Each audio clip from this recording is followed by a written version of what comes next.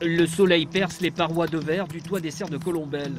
Un bâtiment agricole dernier cri, 6 mètres de hauteur sous plafond. Cette structure a été construite sur plus de 35 000 mètres carrés de surface.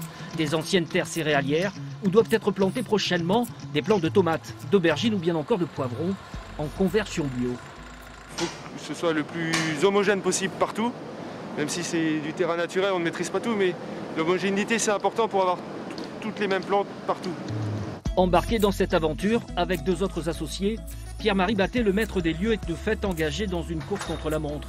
D'ici à 15 jours, commence la plantation. Il doit donc s'assurer que le système de chauffage et d'irrigation soit installé et en état de fonctionner. Le tout en parfaite synergie avec l'usine de valorisation des déchets qui alimente les serres.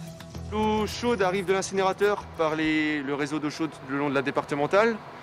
J'ai une chaufferie qui répartit en fonction de mes besoins, soit dans le ballon d'eau chaude, soit dans la serre.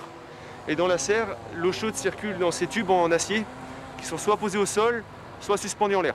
Le fameux ballon d'eau chaude dont parle le producteur se trouve à l'extérieur des serres. Ce réservoir de stockage d'eau de 2000 m3 doit jouer un rôle important dans le cadre de la gestion de la chaleur résiduelle fournie par l'unité d'incinération, laquelle, on le rappelle, chauffe également des logements d'Hérouville-Saint-Clair ou bien encore le CHU de Caen. Vous imaginez bien, le chauffage urbain, notamment Hérouville-Saint-Clair, consomme beaucoup d'énergie le matin entre 6h et 9h et l'après-midi entre 17h et 21h. Les tomates, les aubergines, c'est pareil, ils ont besoin de l'énergie au même moment.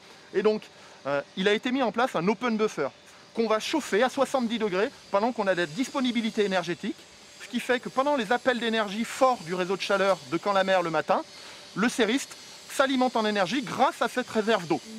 La production est bien sur les rails, avec les tubes disposés au sol pour chauffer la serre et faciliter également les déplacements du personnel entre les rangs de légumes. Suspendus, les tubes de végétation servent quant à eux à chauffer l'intérieur de la plante pour la déshumidifier. Je chauffe suivant la lumière. S'il n'y a pas de lumière, je ne chauffe pas, les plantes n'ont pas besoin de chauffage.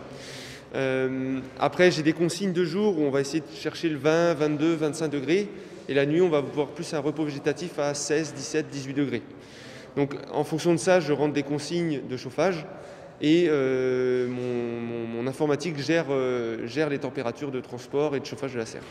Avec ses parois en polycarbonate, son toit de verre et ses rideaux d'écran thermique installés pour éviter toute déperdition d'énergie, ces serres vont se transformer au fil du temps en un véritable écosystème à l'heure de la plantation.